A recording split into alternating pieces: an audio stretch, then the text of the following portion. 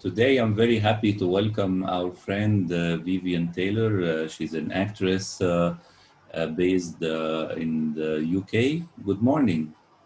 Good morning. How are we? Everything is fine. Well, How is everything?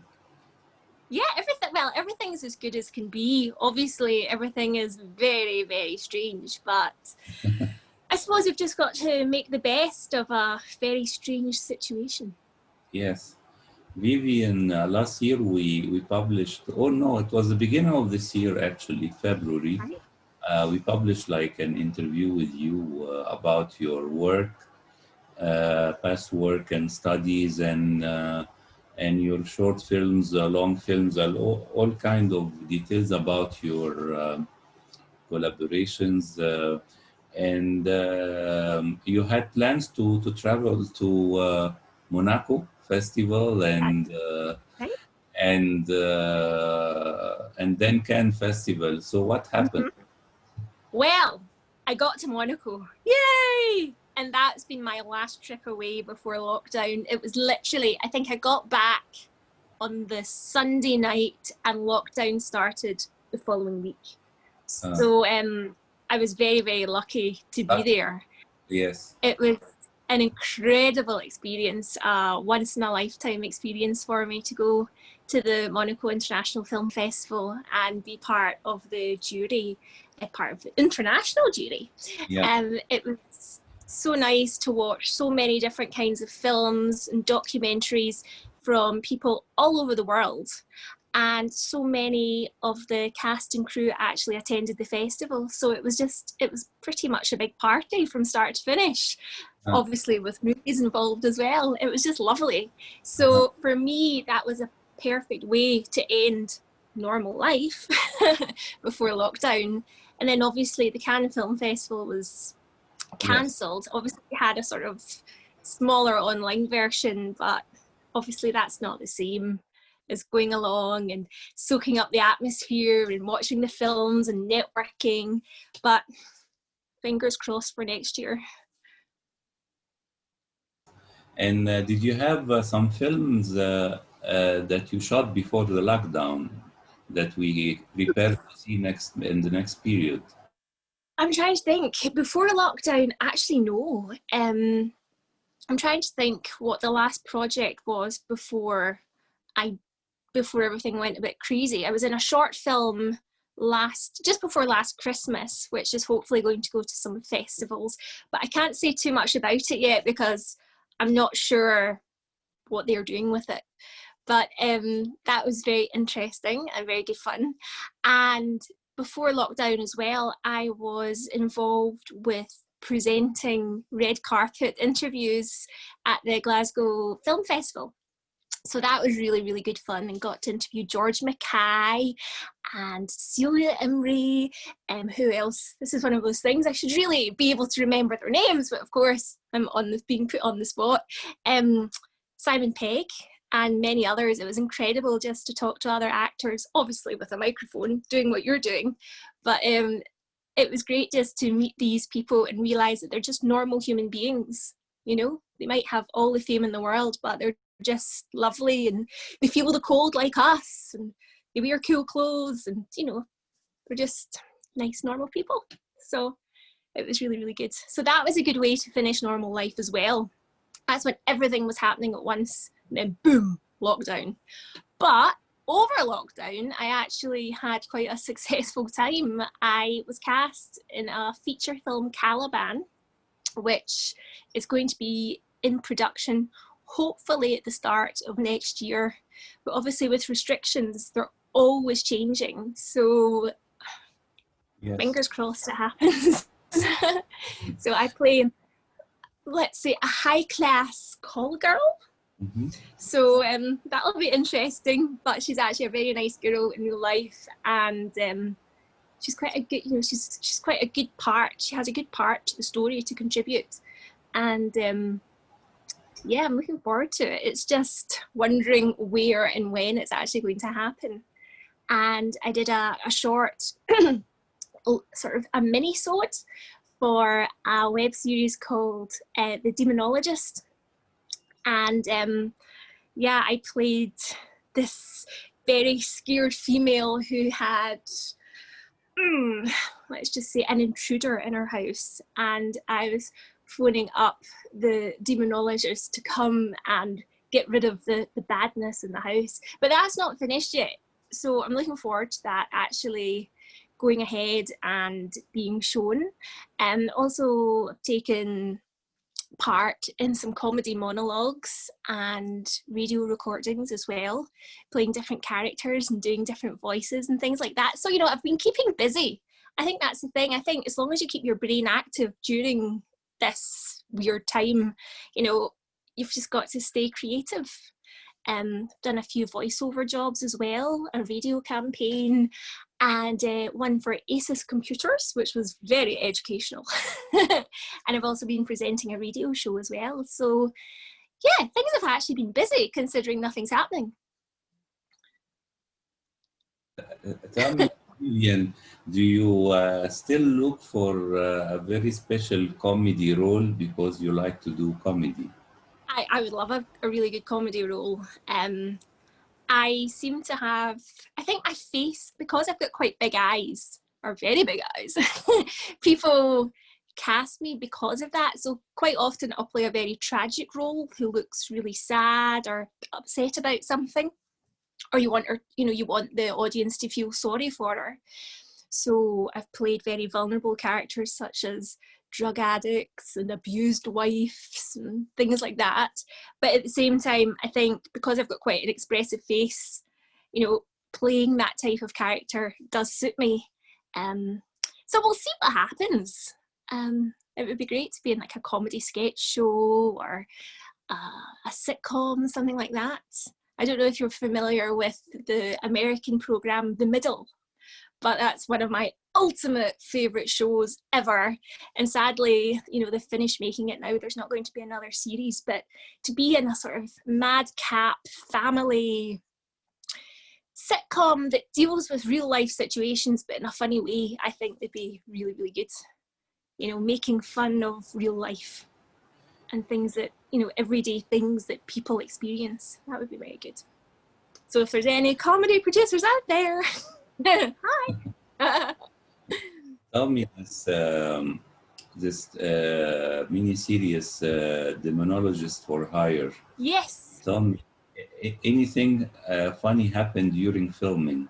Anything. Because a lot of actors who sometimes do like a haunting a film or television series.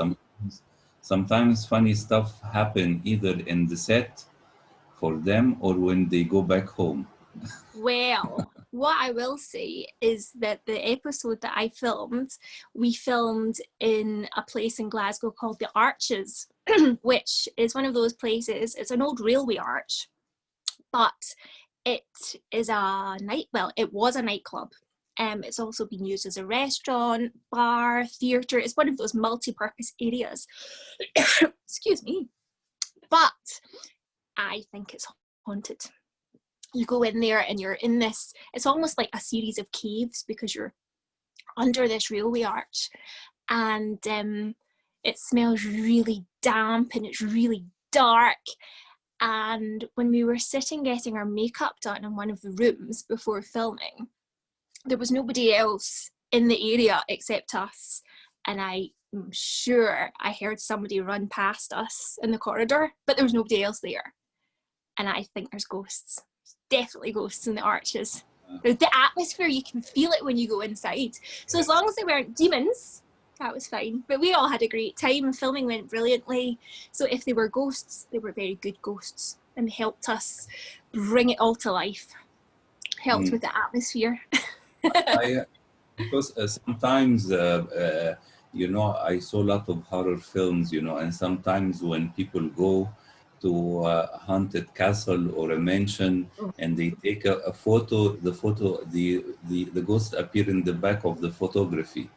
That's right. Or you see these funny orbs, you know, little circular balls, and you think, oh.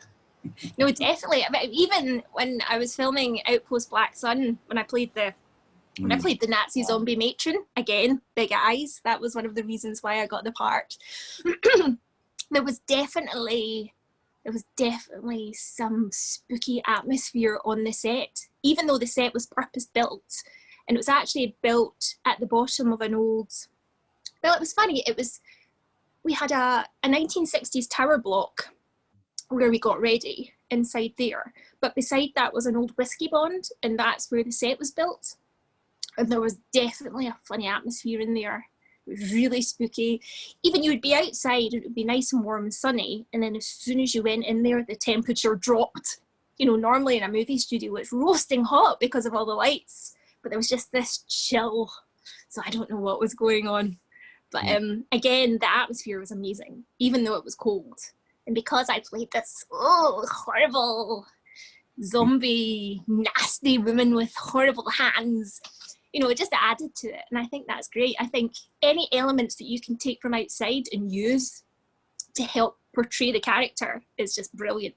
So yeah, that was amazing. I didn't want to leave. I remember even once I'd actually wrapped, there were a couple of days I just went back on set to join in and absorb the atmosphere. And there was just a real sense of family. And I find that with films, that, you know, the whole cast and crew bonds, and, you know, it's so weird at the end when you think, oh, I've been seeing you for the past 3 weeks. I'm not going to see you tomorrow. Ah! You know, it's the weirdest thing. It's so nice.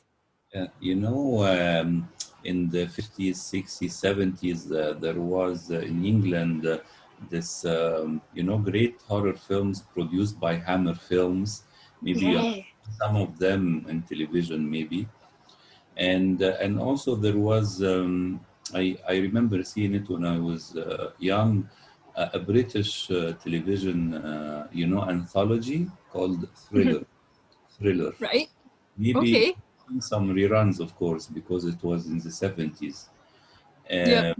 And, you know, these two particular productions relied a lot on, you know, urban legends and heritage, you know, and sometimes adapting like novels like Bram Stoker's Dracula and Right. similar stuff. But I want to ask you, particularly in Scotland, we have this kind of urban legends, you know, that can be adapted into interesting stuff, you know? Yeah. Yeah. Like Loch Ness Monster. Yes, this is one thing about a monster. Yes, yes, yes. But tell me, do you have other projects next year? Yes, well, as I said, I've got Caliban coming up. I've also been cast in literally the other day I was told I've been cast in a sort of gross out comedy. It has quite an interesting name. It sounds like a swear word, but it's not. It's about exterminators of rats. So it's called buggers, but it's not in the rude sense. It's because they exterminate creatures. But that's the thing about me. I mean, I'm probably the most wholesome, quite innocent person you could possibly meet. But so far, on my IMDb, I'm going to have buggers. I've got a Spanking in Paradise. And then there's another film I'm in called The Mad Shagger. Now, these are all very, I don't know, suggestive titles that could imply all sorts of things about what kind of actress I am. But I'm actually very clean, very wholesome. As I said, I think a lot of directors and writers, they like to use a title that people go, oh, what's that about? Oh, we need to watch that. Like, I remember A Spanking in Paradise, which is a black comedy about well, it's about a family who run a leisure industry business, i.e. they have a chain of brothels in Edinburgh. And it's about all the wheelings and dealings that go on in the brothel. But there's no sex in it. You don't actually see anything remotely sexual. It's actually very funny. It's very tongue-in-cheek. And I remember when the film first came out, I was looking at different reviews on Amazon and things like that.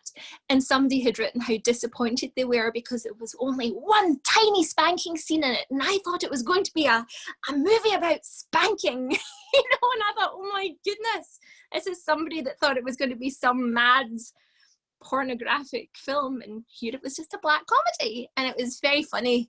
And it actually won Best of the Fest at the Edinburgh Film Festival. I think it was in 2010, 2011, somewhere in there.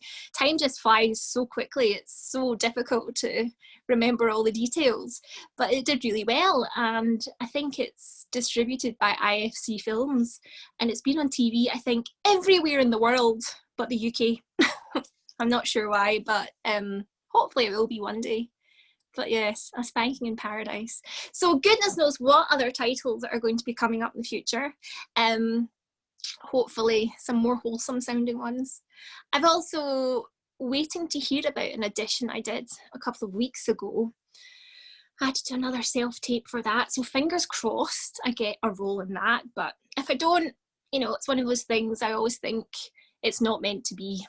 You know, what's for you won't go by you. If you don't get a part that you really, really wanted, it wasn't for you. So I always just try and keep that in my head and try and remind myself that, you know, things will be fine. You've just got to keep going and don't give up, really.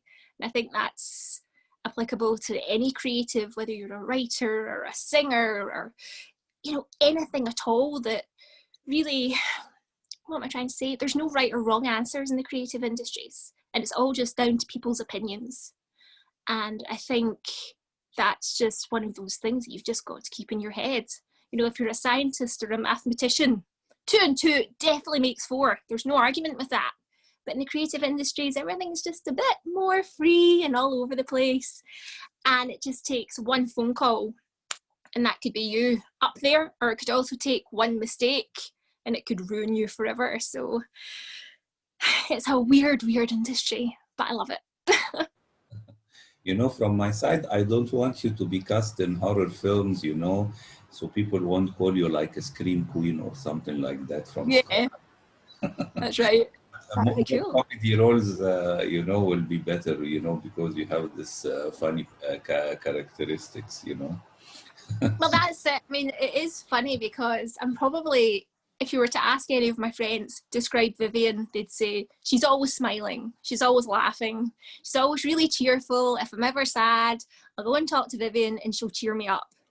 But it is so ironic how I've played, you know, drug addicts, prostitutes, you know, unfortunate school children who, you know, maybe 10 years ago I played a 16-year-old school pupil whose brother had been, you know, arrested for murder, and I had to do this talk all about my experiences as this character. Obviously, you know, it was acting, but you know, I do play these really unfortunate, sad souls, or really grotesque, you know, zombies with prosthetics on. You know, it's funny, but it would be nice to be cast as like the nice, smiley sort of comedy character. And saying that though, Train Set, which I filmed in 2018, 2017. Everything's just going in a big blur. Filmed it a few years ago anyway. She was a nice character. She was a nice clean cut character. Slightly moany, a bit negative now and again, but a really fun character to play. And obviously working with Patrick Bergin was a dream. You know, he's so wise. You know, he's got so many hints and tips that you would just say, you know, Vivien, if you just turn your head slightly round to the left, boom, look at that, you're right in the light now. Just, you know, just tiny wee hints and tips, which was just so valuable because his film career is huge. And obviously working with Jimmy V as well, who's R2-D2, he's great fun, brilliant actor as well. And Anthony Costa from Blue. I don't know if you're familiar with the boy band Blue, but he played one of the bad guys and he was brilliant and such a nice guy. Like, just, that's the thing, really good, fun people that just wanted to work hard and create a good result. So I like that. I like when everybody acts as a team. Don't like divas. People who think they're too good for something. But I even remember when we were filming Train Set, we finished a scene where we're filming in a coffee shop, And Anthony actually went over to help take down the lights. And the director went, no, you sit down. You're not here to take down the lights. But it was the fact that everyone just wanted to help. So I think that's great. What's it they say? Teamwork makes the dream work. So that's a nice thing to think of. Great, Vivien. I want to thank you very much for this interview. It's a pleasure. I look forward for to see your upcoming projects, and I hope when I come to Scotland, I visit the spooky set. You know, we can go during the morning. Okay, yeah. To go in the daylight, definitely. I think the dark just makes things a bit more scary. Yes. Okay. Thank you very much. No, thank you. It's a pleasure, and thank you very much for listening to me whittering on. Take care. Have a good day. You too. Bye. Bye. Bye. Bye. Thank you. Have a good day. Bye. Bye. Bye. Thank you. Bye.